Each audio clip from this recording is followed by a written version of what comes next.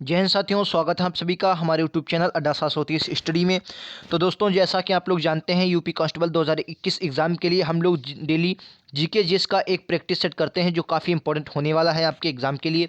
तो दोस्तों, आज इसका हम चौथा वीडियो लेके आए हैं। इससे पहले हमने कई 3-4 वीडियोज़ किए हैं, उनको भी आप ज़रूर देखें। लिंक मैं आपको नीचे डिस्क्रिप्शन में दे दूँगा, उसे भी आप ज़रूर देखें। तो चलिए दोस्तों, बिना देरी के शुरुआत कर लेते हैं आज के पहले क्वेश्चन की। तो दोस्तों, ये स्क्रीन पर आपका पहला क्वेश्चन, आज का पहला क्वेश्चन आपकी स्क्रीन पर रहा। दोस्तों, मैं आपको बता दूं, इस छोटे से वीडियोस में मैं आपको हिस्ट्री, पॉलिटी, ज्योग्राफी और स्टैटिक हर प्रकार के क्वेश्चन करवाऊंगा जो आपके एग्जाम के लिए बहुत महत्वपूर्ण होने वाले हैं। चलिए, पहला क्वेश्चन है, तेरा विश्व सुनामी जागरूकता दिवस कब मनाया जाता है? बताइए, कब मनाया जाता है? 5 नवंबर, 6 नवंबर, 9 नवंबर या 8 नवंबर? क्या होगा राइट आंसर? बताइए, विश्व सुनामी जागरूकता दिवस कब मनाया जाता है? राइट आंसर क्या हो जाएगा? तो राइट आंसर हो जाएगा ऑप्शन नंबर ए, यानी कि 5 नवंबर को मनाया जाता है। कब मनाया जाता है सर? 5 नवंबर को मनाया जाता है। आप लोगों को याद रखना है, इसका राइट आंसर क्या हो जाएगा? 5 नवंबर, ऑप्शन नंबर ए, यानी कि विश्व सुनामी जागरूकता दिवस कब? 5 नवंबर को मनाया जाता है। चलिए, अगले क्वेश्चन पर चलते हैं। ये रहा आपकी स्क्रीन पर अगला क्वेश्चन। क्या होगा राइट आंसर? बताइए इसका भी। क्या रहा है? ये साइंस का देखिए मैंने क्वेश्चन लिया है। बताइए क्या होगा राइट आंसर? क्या कह रहा है? देखिए कि निम्नलिखित में से किसका उपयोग रक्त कैंसर के उपचार में किया जाता है? 10वां बार आपके एग्जाम में क्वेश्चन पूछा गया है। बताइए क्या होगा right answer? Iodine 131, sodium 24, phosphorus 32, cobalt 60। क्या होगा राइट आंसर? तो आपको याद रखना है, अगर आपके एग्जाम में क्वेश्चन पूछेगा कि रक्त कैंसर के उपचार के लिए, तो आप कहेंगे कि फास्फोरस 32 का प्रयोग किया जाता है। ठीक है, ऑप्शन नंबर सी का करेक्ट आंसर हो जाएगा, जो कि आपके एग्जाम के लिए बहुत महत्वपूर्ण है। क्लियर है? चलो, अगले क्वेश्चन पर चलते हैं। ये रहा आपकी स्क्रीन पर अगला क्वेश्चन। क्या होगा राइट आंसर? बताएंगे। कह रहा है कि यूरेनियम विखंडन की सतत प्रक्रिया को जारी रखने में किस कण की जरूरत होती है? इलेक्ट्रॉन, प्रोटॉन, न्यूट्रॉन, इनमें से कोई नहीं। क्या होगा राइट आंसर? बताइए, यूरेनियम विखंडन की सतत प्रक्रिया को जारी रखने में किस कण की जरूरत होती है? क्या होगा राइट आंसर? तो आपको याद रखना है, इसका right answer option number C हो जाएगा, यानी कि न्यूट्रॉन इसका राइट आंसर हो जाएगा। ऑप्शन नंबर सी इसका करेक्ट आंसर है। अगर आप हमारे चैनल पर नए हैं तो चैनल को एक बार सब्सक्राइब कर लेंगे, बेल आइकन दबा लेंगे, नोटिफिकेशन आपके पास पहुंच जाया करेगा। अगर वीडियो आपको पसंद आए तो वीडियो को लाइक करें, अपने दोस्तों में, अपने यारों में, जहां भी आप स्टडी ग्रुप में जुड़े हों वहां शेयर जरूर कर दें। ठीक है, चलो अगले क्वेश्चन पर चलते हैं। ये रहा आपकी स्क्रीन पर अगला क्वेश्चन। बहुत बेहतरीन क्वेश्चन है जो कि आपके एग्जाम के लिए बहुत महत्वपूर्ण है। बताइए, कि भारत में खाद्य सुरक्षा और मानक अधिनियम कब पारित हुआ? 2005, 2006, 2008, 2011? अच्छा, एक बहुत इंपॉर्टेंट क्वेश्चन है जो आपके एग्जाम में पूछा जाता है। 2005 में ही आपका सूचना का अधिनियम आया था, जो कई बार आपके एग्जाम में पूछा गया है। राइट टू इन्फॉर्मेशन यानी सूचना का जो अधिकार था, ये कब आया अधिनियम? तो आपको जानना है, सूचना का अधिकार जो अधिनियम था ये 2005 में आया था। कब आया था? 2005 में आया था। ठीक है, याद रखेंगे, बहुत इंपॉर्टेंट ये बात आपके लिए हो जाती है। ठीक है, चलिए अब बात करते हैं खाद्य सुरक्षा और मानक अधिनियम की। तो ये कब आया था? कहेंगे ये आया था आपका ऑप्शन नंबर बी, यानी कि 2006 में। कब आया था सर? 2006 में आया था। याद रखेंगे कब आया था? 2006 में। कौन सा? खाद्य सुरक्षा और मानक अधिनियम 2006 में आया था। खाद्य सुरक्षा और मानक अधिनियम याद रखेंगे, गलत नहीं करेंगे। चलो अगले क्वेश्चन पर चलते हैं। ये रहा आपकी स्क्रीन पर अगला क्वेश्चन। काफी इंपॉर्टेंट क्वेश्चन है, यूपी से लिया है क्वेश्चन है, यूपी जीके का क्वेश्चन है, जो कि आपके एग्जाम में अच्छी भूमिका निभाएगा। बताओ क्या होगा राइट आंसर? कह रहा है आपको, पश्चिमी उत्तर प्रदेश कौन सा एक ऐसा समुदाय है? पश्चिमी उत्तर प्रदेश कौन सा ऐसा समुदाय है जिसमें खाप पंचायत व्यवस्था एक परंपरागत सामाजिक संगठन के रूप में पाई जाती है?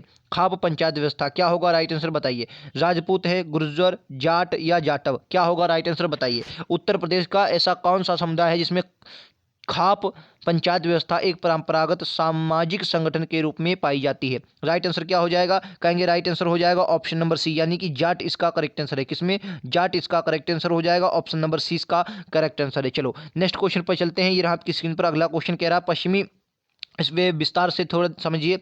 उत्तर प्रदेश में जाट समुदाय में खाप पंचायत व्यवस्था एक परंपरागत सामाजिक संगठन के रूप में पाई जाती है। क्लियर है? चलो अगले क्वेश्चन पर चलते हैं। ये रहा आपकी स्क्रीन पर अगला क्वेश्चन। बताइए क्या होगा?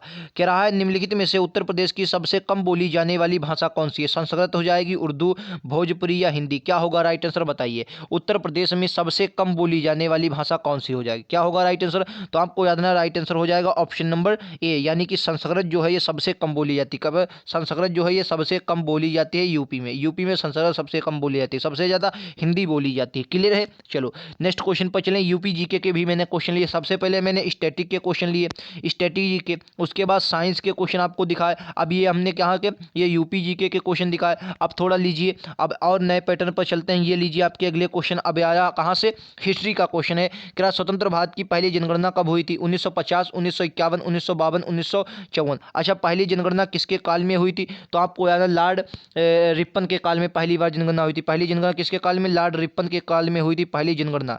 किसके काल में? लॉर्ड रिपन के काल में। आपको याद ना, रिपन के काल में हुई थी। ठीक है, रिपन के काल में हुई थी, आपको याद होगा। अब बताइए स्वतंत्र भारत की पहली जनगणना कब हुई थी? क्या होगा राइट आंसर? तो 1951। क्यों 1951 में हुई थी? क्यों? ऑप्शन नंबर 20 का करेक्ट आंसर हो जाएगा। ठीक है, याद रखेंगे, ऑप्शन नंबर 20 का करेक्ट आंसर हो जाएगा। स्वतंत्र भारत की पहली जनगणना कब हुई थी? 1991 में हुई थी, याद रखेंगे। चलो अगला क्वेश्चन पर चलते हैं। ये रहा आपकी स्क्रीन पर। 1991 में जिसे लघु विभाजक का काल भी कहा जाता है, इसे क्या कहा जाता है? लघु विभाजक काल। लघु विभाजक काल भी इसे कहा जाता है, याद रखेंगे। चलो अगला क्वेश्चन। क्या जनगणना 2011 का शुभंकर क्या था? बहुत इंपॉर्टेंट क्वेश्चन है, बताइए।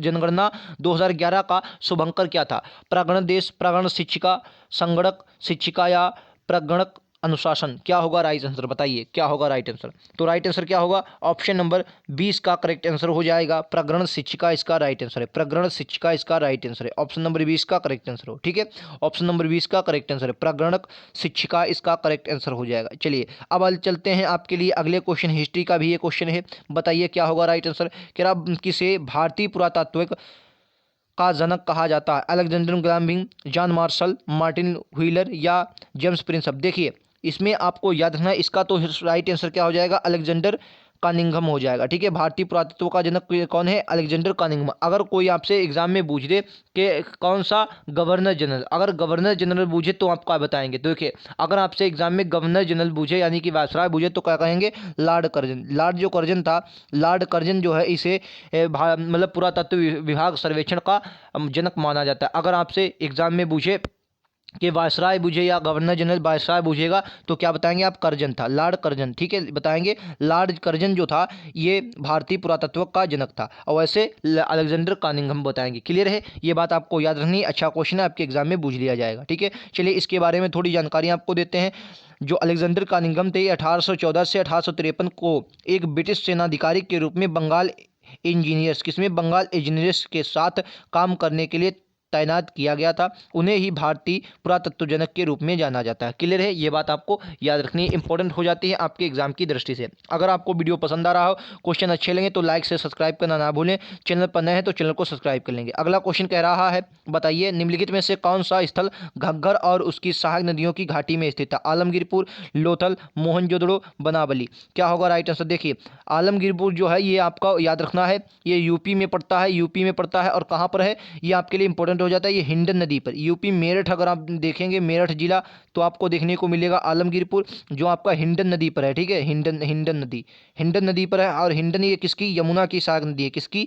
यमुना की सहायक नदी है हिंडन नदी। और आलमगीरपुर जो है ये सिंधु घाटी सभ्यता का, जी हाँ ये भी बात आपको याद रखना, सिंधु घाटी सभ्यता का, सिंधु घाटी सभ्यता का ये सबसे जो है, ये सबसे कौन सा है? सभ्यता का सबसे पूर्वी इलाका, सबसे पूर्वी इलाका यही है, सबसे पूर्वी इलाका। ठीक है, इलाका सबसे पूर्वी मतलब स्थान जो सबसे पूर्व में प्राप्त हुआ है वो आलमगीरपुर है। ठीक है, ये बात आपको याद रखनी है। चलो, और लोथल जो है ये कहाँ पर? आलमगीरपुर का हिंडन नदी पर। लोथल भोगवा नदी पर, जो कि कहाँ पर है? गुजरात। भोगवा नदी पर, भोगवा नदी पर कहाँ पर है?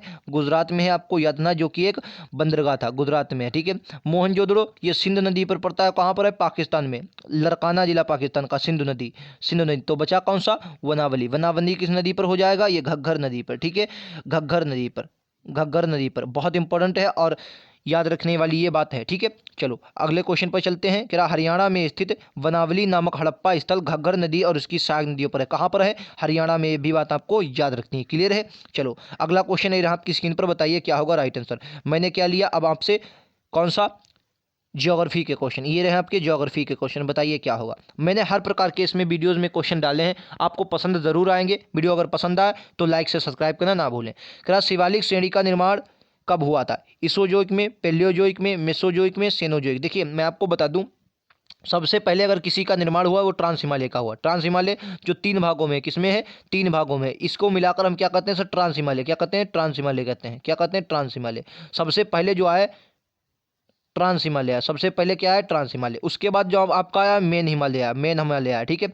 उसके बाद आपका लघु हिमालय है जो कि किसमें, टुकड़ों के रूप में। उसके बाद आपका शिवालिक आया जो कि सबसे अगर नवीनतम हिमालय पूछा जाए, कहते सबसे नवीनतम हिमालय कौन सा, नवीनतम हिमालय कौन सा, नवीनतम जो हिमालय है, हिमालय वो कौन सा है, वो आपको याद है नवीनतम हिमालय जो है वो कौन सा हो जाएगा, शिवालिक हिमालय सबसे नवीनतम हो जाएगा, ठीक है, याद रखना है। चलिए अब क्वेश्चन पूछा गया कि किससे काल में आया है, तो आपको याद है इसका राइट आंसर हो जाएगा सेनोजोइक। किसमें, सेनोजोइक काल में आया है, ऑप्शन नंबर डी इसका करेक्ट आंसर हो जाएगा, ठीक है, सेनोजोइक काल में। अच्छा, ये शिवालिक के भी बाद कौन सा आया, गंगा का मैदान, शिवालिक के बाद भी कौन सा आया, गंगा का मैदान।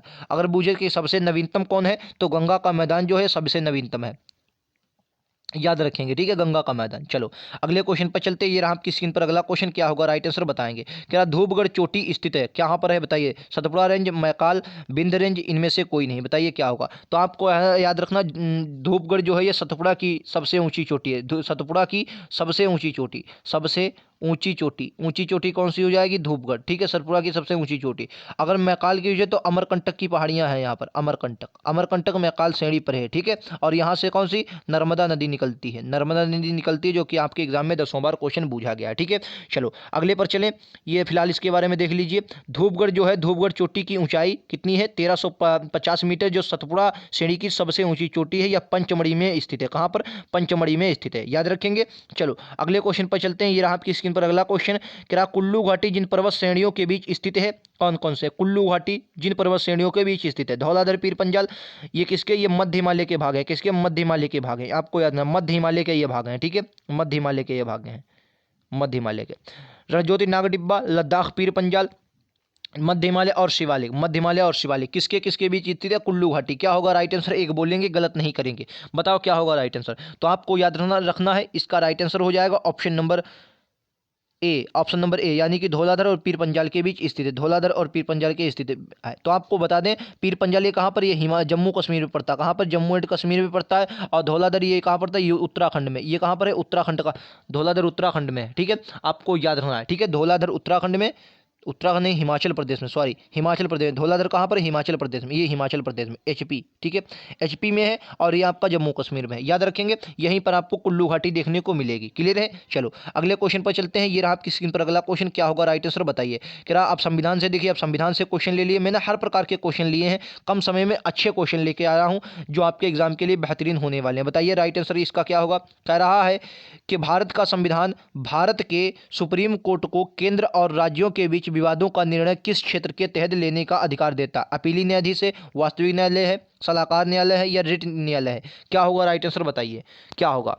देखिए क्या होता है, भारतीय संविधान जो है भारत के सुप्रीम कोर्ट को केंद्र और राज्यों के, मतलब अगर कोई केंद्र और राज्य के बीच विवाद है, देखिए अगर कोई सुप्रीम कोर्ट क्या करता है, अगर कोई केंद्र व राज्य के बीच है, सेंट्रल गवर्नमेंट और राज्य गवर्नमेंट, मतलब केंद्र और राज्य के बीच अगर कोई विवाद है, ठीक है, किसी राज्य और राज्य का, अगर राज्य और राज्य का विवाद है, राज्य और राज्य का विवाद है, ठीक है, अगर किसी राष्ट्रपति या उपराष्ट्रपति के चुनाव, मतलब बड़े चुनाव जो हो उनसे रिलेटेड कोई अगर मैटर है, तो वो सारे के सारे कहाँ पर, सुप्रीम कोर्ट में आपके सुलझाए जाते हैं, वो मामले सभी सुप्रीम कोर्ट को हो जाते हैं। लेकिन किसके आधार पर, तो आपको याद है इसका राइट आंसर हो जाएगा ऑप्शन नंबर बी, यानी कि वो उसकी क्या है, वास्तविक न्यायाधिकार है। कैसा है, वास्तविक। अगर वास्तविक के ऑप्शन जगह पर आपको मूल अधिकार दे दे, कैसा दे दे, मूल अधिकार, तो आप क्या कहेंगे, मूल अधिकार भी इसका राइट आंसर हो जाएगा, ठीक है, मूल अधिकार भी सही हो जाएगा, ये इसका क्या है, ये मूल अधिकार भी हो जाएगा। क्लियर है, बेहतरीन क्वेश्चन है, आपको याद रखना है, भूलना नहीं है, ठीक है, मूल अधिकार के भी तहत आता है और वास्तविक न्यायाधिकार भी तहत आता है, दोनों में से कोई भी ऑप्शन हो आप गलत नहीं करेंगे। क्लियर है। चलो अगले क्वेश्चन पर चलते हैं। ये रहा आपकी स्क्रीन पर, चलिए इसके बारे में देखिए। भारत का संविधान, भारत सुप्रीम कोर्ट केंद्र और राज्यों के बीच विवादों को वास्तविक न्यायाधिकार के तहत लेने का आदेश देता है, ठीक है, अधिकार है। चलो अगला क्वेश्चन कह रहा है, लोकसभा में सर्वाधिक सीटें जो है वो अनुसूचित जाति कोई किस प्रदेश में आरक्षित है, बताइए। लोकसभा में अनुसूचित जाति की सबसे ज्यादा सीटें किस राज्य में है, मध्य प्रदेश, राजस्थान, आंध्र प्रदेश, गुजरात। क्या होगा राइट आंसर बताइए लोकसभा की। वैसे अगर देखी जाए सबसे ज़्यादा लोकसभा की सीटें किसकी हैं, तो यूपी की सबसे ज़्यादा सीटें, क्योंकि जनसंख्या सबसे ज़्यादा है यूपी की, तो सीटें भी सबसे ज़्यादा यूपी की ही होंगी, ठीक है। और बाकी एक एक तो बहुत सी है, एक एक तो बहुत जगह की है, ठीक है। चलो बाकी का इसका राइट आंसर क्या हो जाएगा, इसका राइट आंसर क्या हो जाएगा, इसका राइट आंसर हो जाएगा ऑप्शन नंबर ए यानी कि मध्य प्रदेश, जो सबसे ज़्यादा अनुसूचित जो है वो मध्य प्रदेश में, ठीक है। सबसे ज़्यादा सीटें किसकी है? मध्य प्रदेश यानी कि एमपी के हैं, तो ऑप्शन नंबर ए आपका करेक्ट आंसर हो जाएगा, ठीक है। चलो इसके बारे में थोड़ी जानकारी आप ले लीजिए। जानकारी कोई खास नहीं दी है, फिलहाल इतना दिया है कि मध्य प्रदेश में जो कुल 29 लोकसभा सीटें हैं, जिनमें से 6 किसकी हैं? अनुसूचित जाति की हैं। सबसे मतलब 29 लोकसभा की सीटें हैं मध्य प्रदेश में, जिसमें 29 6 किसको दी गई हैं? अनुसूचित जाति को दी गई, ठीक है। तो ये थे आज का सेशन, कैसा लगा हमें कमेंट बॉक्स में ज़रूर बताएं, और अपना स्कोर हमें ज़रूर बताएं, कितना आपका स्कोर रहा। स्कोर हमें ज़रूर कमेंट बॉक्स में बता के जाएं आपका स्कोर कितना रहा। कोई अगर क्वेश्चन में आपको डाउट है तो आप हमसे पूछ सकते हैं। लिंक आपको डिस्क्रिप्शन में मिला है, एक लिंक उसमें मिला है, उस पर क्लिक कीजिए। सारे वीडियोस आप हमारे देख लीजिए, पुराने बहुत इंपॉर्टेंट होने वाले हैं वो भी वीडियो आपके लिए। तो मिलते हैं अगले वीडियोज़ में, आज के लिए इतना ही। Thank you.